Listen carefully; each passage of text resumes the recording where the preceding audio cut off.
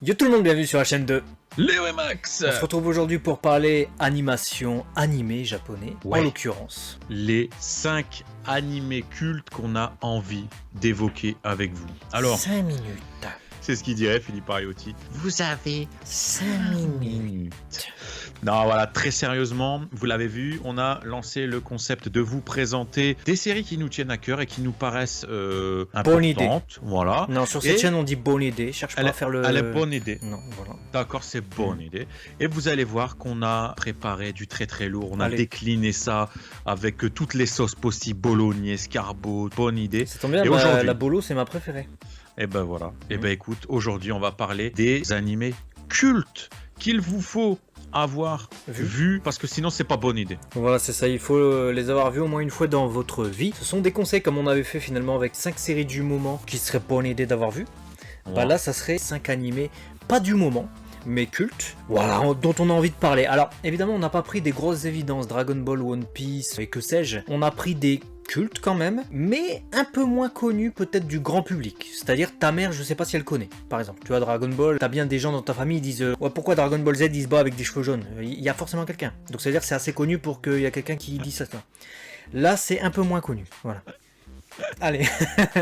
On va donc essayer de vous faire une vidéo qui va être concise et ordonnée dans le sens où on vous lira le synopsis de l'œuvre, il n'y aura aucun spoil dans cette vidéo pour vous donner envie et on vous donnera notre avis en 2 minutes histoire Allez. que la vidéo fasse allez, un 12-15 minutes gros maximum. T'es pas sérieux. Et donc c'est parti, on commence par le numéro 1, JoJo's Bizarre Adventure. Ah, Jojo, faut avoir vu Jojo, c'est clair. Et c'est vrai que c'est classé dans les séries, évidemment, on pourrait parler du manga. C'est un manga culte, et d'autant plus au Japon, en fait. Le manga est assez méconnu en France. Donc c'est peut-être pour ça qu'on l'a pas mis dans la vidéo dédiée au manga culte. On fera une vidéo dédiée au manga culte et au manga de... Vous verrez. Ouais, si t'es abonné, de toute façon, tu verras. Si t'es abonné, tu verras pas. Mais là, c'est la série animée qui est en passe, je pense, d'être culte. Jojo est une œuvre culte, en fait. C'est pour ça qu'on se devait de mentionner Jojo quelque part, ne pouvant pas le faire dans le manga, puisque il est culte principalement au Japon. On le fait avec la série animée, qui est en ce moment, il se trouve en plus disponible sur Netflix. Donc si tu ne l'as pas vu, nous t'invitons à la voir. Il s'est découpé en plusieurs saisons. Je pense que c'est pas utile en fait de donner un véritable synopsis pour Jojo, contrairement aux autres œuvres qu'on va traiter, parce que à chaque saison de JoJo's Bizarre Adventure, et ça c'est une des particularités de ce manga et qui en fait justement sa singularité, chaque saison se passe avec un protagoniste différent, qui va s'appeler Jojo également, parce que son prénom va commencer par Joe, son nom de famille va commencer par Joe, ça va faire Jojo du coup. Il faut savoir que chaque Jojo a un lien de parenté. Voilà, je pense que on va pas en dire plus pour les diverses saisons, mais on peut dire peut-être que dans la première saison, on a comme personnage principal Jonathan. Jonathan Joestar, voilà, qui va être celui qui va lancer cette longue série de JoJo et vous allez voir qu'il y a un destin très fort qui va lier des personnages, qui va être un des fils rouges durant toutes les saisons, malgré le fait que, comme tu l'as dit, ce ne soient pas les mêmes protagonistes. Ses particularités, c'est que c'est une sorte de succession intergénérationnelle, on peut appeler ça comme ça, et vous allez voir qu'il va forcément y avoir un ennemi qui va être très culte. En plus, le studio qui gère l'animation est top. Franchement, ils font un travail de ouf. Pourtant, cette animation partait difficilement parce que je pense pas qu'il y avait un énorme budget. C'est pour ça que les premières saisons, ou la première saison tout du moins de Jojo, singent vraiment le manga.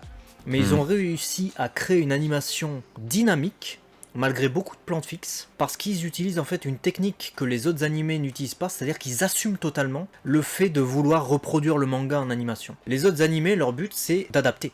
Et dans une adaptation, tu ne peux pas faire strictement la même chose, sinon ça fait comme Senseiya Elysion. Tu te rends compte quand on pompe le manga, c'est des plans fixes et des travelling, etc. Dans Jojo, en fait, t'as des onomatopées qui pop comme ça au milieu de l'écran, mais genre ça fait très pop justement, dans le sens pop culture, tu vois. Ça fait très, vous voyez un tableau d'Andy Warhol. Bah ça fait ça hein, un peu les épisodes de Jojo. Et comme dans le manga, son auteur Araki aime bien changer aussi les couleurs, c'est-à-dire que un personnage il a pas une couleur définie de cheveux, à un moment donné il a les cheveux bleus, à un moment donné il a les cheveux rouges, et bah ça tu le retrouves aussi dans l'animé, parce que on te change d'ambiance, un peu comme dans les films DBZ où vous voyez quand on change d'ambiance d'un seul coup, notamment sous la réalisation de Shigeyasu Yamauchi dans les films Broly, tout ça. Là, t'as souvent ça dans JoJo en fait. Voilà, on peut parler peut-être briefer peut-être le début du scénario. Alors le début pour cette première saison, vous allez voir, on va retrouver, comme on l'a dit, donc Jonathan Joestar, qui est le fils d'un aristocrate. Voilà, il vit une vie tranquille jusqu'au moment où il va prendre sous son aile un dénommé Joe Brando et ça va partir en cacahuète parce qu'il y a une rivalité qui va s'installer et puis petit à petit il va y avoir la présence d'un mystérieux masque de pierre.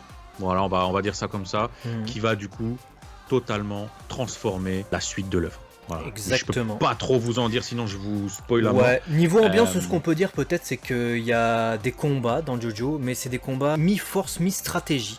C'est si vous connaissez Hunter x Hunter un peu, bah vous avez un peu des combats dans ce genre-là, mais j'ai toujours pris pour exemple le fait d'être dans un cadre, par exemple dans une pièce. Dans un shonen classique, tu vas te battre avec ton adversaire qui est en face, par exemple, et tu vas veiller à ne pas te faire envoyer contre le mur, tu vois.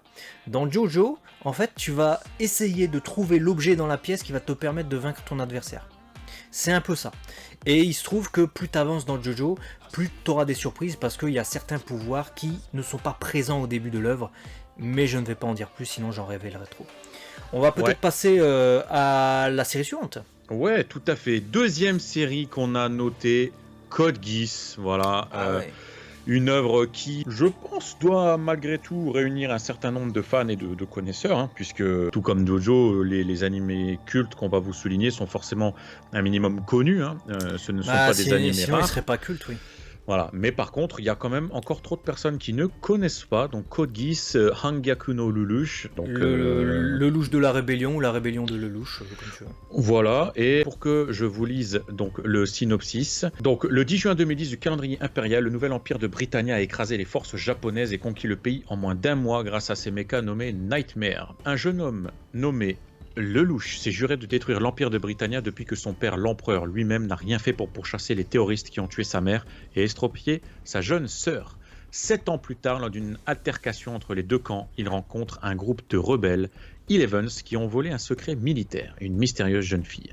En entrant en contact avec elle, Lelouch obtient le Geass, un pouvoir qui lui permet de contrôler la pensée de toutes les personnes qui croisent son regard, mais qui ne fonctionne qu'une seule fois sur chacune d'elles. Grâce à ce pouvoir, Lelouch va pouvoir mener le combat qu'il a toujours voulu contre Britannia et poursuivre ses deux rêves, venger sa mère et créer un monde où sa sœur pourra vivre en paix. Voilà. En tout cas, c'est son but. Il a beaucoup d'espoir en ce début de saison. Y parviendra-t-il? Vous le verrez si vous regardez Code Geass. Code Geass qui est une série qui était contemporaine de Death Note. Donc il y a eu successivement vers 2007-2008 des gros animés comme ça. Je crois que R2, donc la deuxième saison de Code Geass, est sortie en 2008. C'est pour moi la meilleure série de cette période-là. Death Note c'était excellent, mais Code Geass j'ai vraiment adoré. De ce que vous avez compris avec le synopsis, effectivement, Lelouch est un personnage qui est animé par un désir de revanche envers l'empereur, son père. Il faut savoir que ça se passe au Japon, mais le Japon a été conquis donc par Britannia. Et le Japon a été renommé Zone 11. Et les Japonais sont considérés comme des sous-citoyens par Britannia. Et Lelouch est dans un lycée de la zone 11, mais qui est dans la zone administrée par Britannia. Personne ne sait que c'est le fils de l'empereur, il est sous un faux nom. Lelouch Lampe Rouge, il se fait appeler, au lieu de son vrai nom. Il voue quand même malgré tout une haine à son père, et essaiera en tout cas de se venger.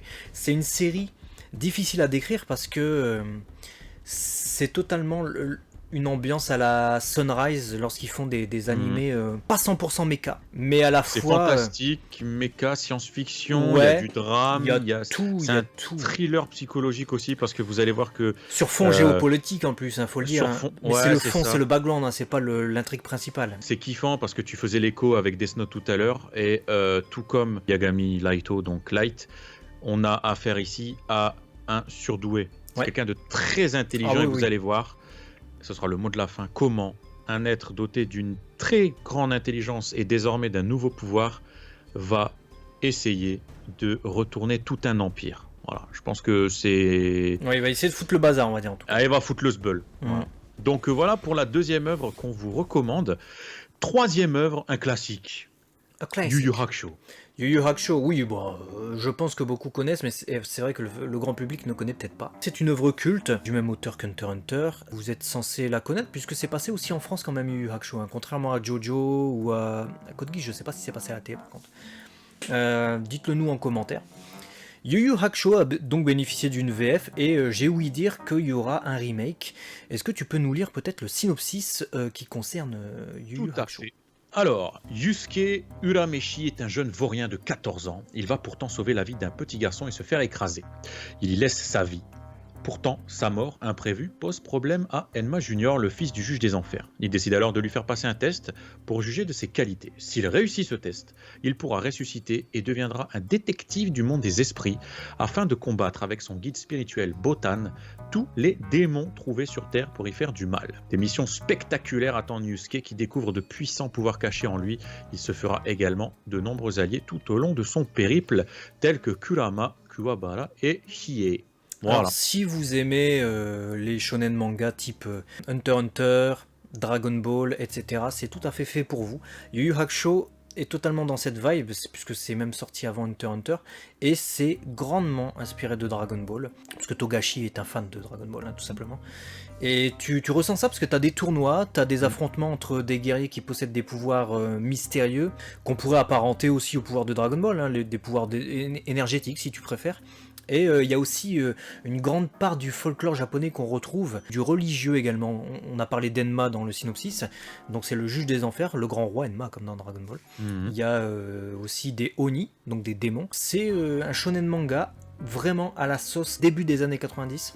Si t'es fan vraiment de cette ambiance-là, les combats, les personnages qui se lient d'amitié alors que au début c'était des adversaires peut-être où ils avaient des principes différents, etc. Mais ils sont unis contre l'adversité, contre quelque chose de plus fort.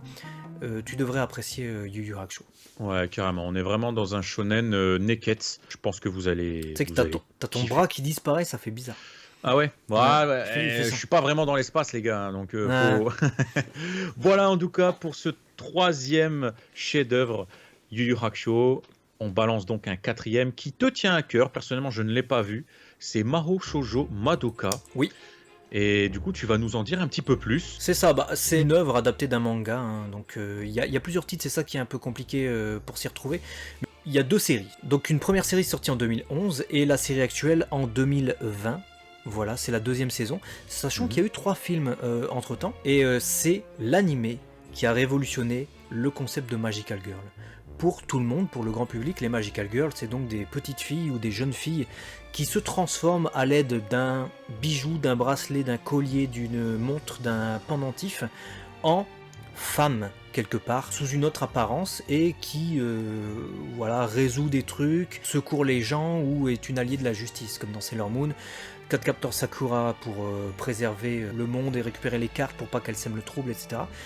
Madoka, ça reprend ce concept, sauf que ça te chamboule tout, en fait. Ça te prend tout et ça te balance tout par terre.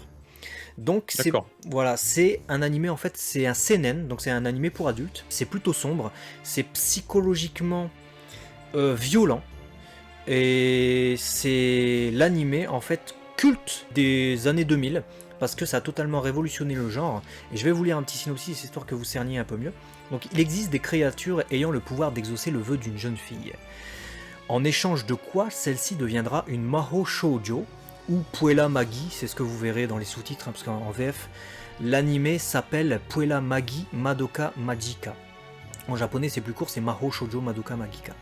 Bref, pour combattre des créatures démoniaques, les sorcières, donc c'est Mahou Shoujo. Ces jeunes filles magiciennes vont combattre des sorcières. Une collégienne du nom de Madoka Kaname, ainsi que son amie Sayaka Miki, sont approchées par une de ces créatures, Kyubey, qui leur propose de devenir à leur tour des Magical Girls. La nouvelle élève de leur classe, Homura Akemi, cherche toutefois mystérieusement à empêcher Madoka de conclure ce contrat.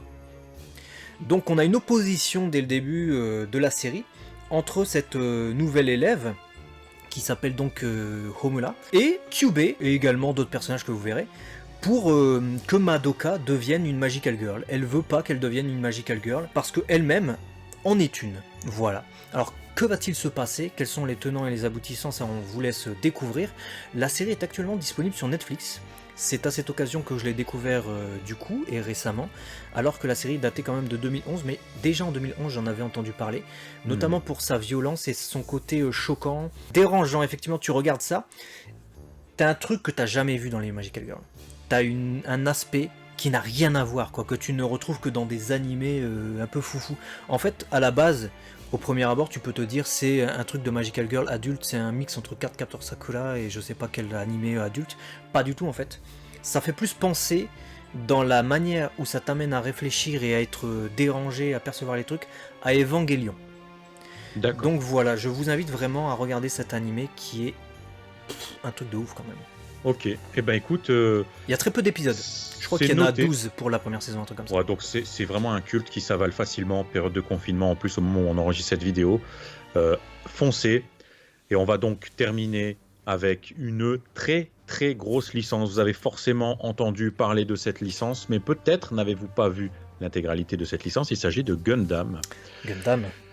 Gundam est un classique du genre. Le concept, c'est vraiment les mechas, où on met en avant les éléments classiques de la science-fiction, les guerres spatiales. On a un univers qui est scientifiquement très avancé, mais il y a quelque chose d'assez réaliste aussi dans l'écriture, dans la narration, dans les éléments technologiques qui sont employés. Généralement, ces robots sont des armes qui permettent de se défendre ou de lutter contre une menace, qu'elle soit externe, interne, peu importe. Je pense que, qu'importe les conventions que vous avez pu faire, qu'importe les animés que vous avez pu essayer de regarder à droite à gauche, c'est pareil que ce que tu disais tout à l'heure, Gundam a énormément influencé et rénové le genre mecha dans son domaine, dans son appréciation du... Très simple, Gundam c'est la représentation typique du genre mecha. Généralement quand tu parles de mecha au Japon ou ailleurs, tu fais une référence à Gundam souvent. Ouais, c'est clair. Et puis les produits dérivés derrière que Bandai a développé avec ces Gunpla se vendent extrêmement bien. C'est très populaire. Gunpla, c'est la contraction de Gundam et Pla Model, qui sont donc des maquettes. Donc il y a eu beaucoup de dénominations de Gundam. On a eu le Gundam WZ, on a eu Gundam Wing, on a eu Gundam Seed, il y en a eu énormément. Gundam Seed très connu d'ailleurs. Voilà, et on voulait faire un petit clin d'œil particulier à Gundam WO, qu'on avait beaucoup aimé. 2010, je crois, un truc comme ça. C'était, je vais te dire, sa première diffusion, 2007-2008. Punaise, ça nous rajeunit pas cette histoire. Putain. Et je vais vous lire le synopsis de la première saison. C'est donc en l'an 2307 de notre ère, les réserves de carburant fossile se sont épuisées et l'humanité a dû se tourner vers l'énergie solaire. À cette époque, il existe 3 ascenseurs orbitaux équipés de systèmes de production d'énergie à partir de la lumière du soleil, chacun étant contrôlé par l'un des 3 blocs de nations dominants. On a l'Union, qui est donc formée du continent américain, de l'Océanie et du Japon. On a la Ligue de la réforme humaine, qui est formée par la Russie, la Chine et l'Inde. Et on a enfin l'EU, donc Advanced European Union, qui est l'héritière de l'Union européenne.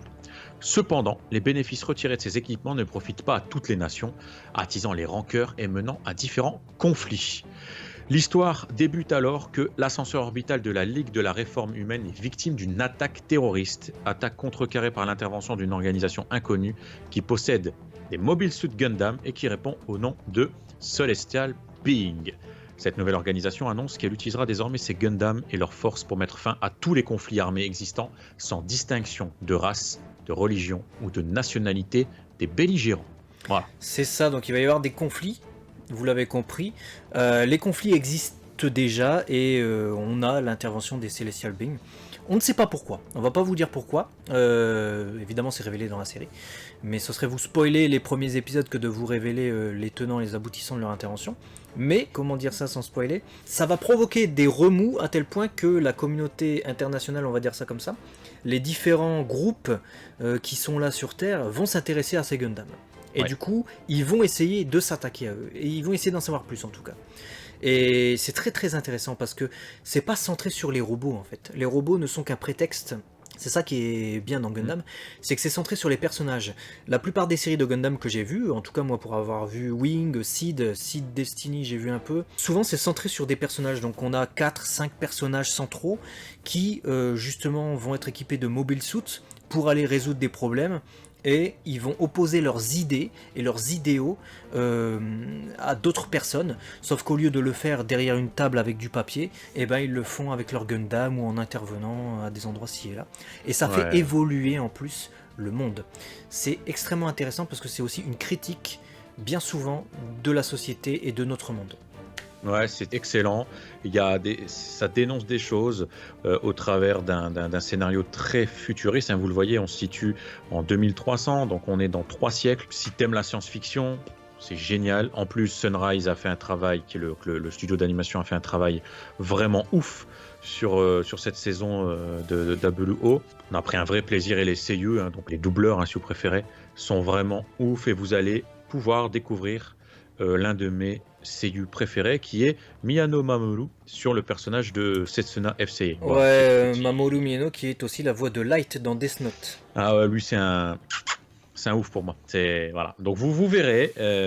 Voilà donc pour ce top 5. On espère que vous avez apprécié ce petit format où on revient sur ces œuvres cultes. Dites-nous dans les commentaires quels seraient les top 5 que vous nous recommanderiez, et peut-être que effectivement ça corroborera avec de futures vidéos qu'on fera, peut-être que ça nous inspirera même. En tout cas, allez-y, lâchez-vous, sans spoil, hein, toujours, hein, petit synopsis vite fait. Même ce que vous pensez de ces séries, hein, n'hésitez pas si vous voulez inciter un peu plus qu'on ne l'a fait.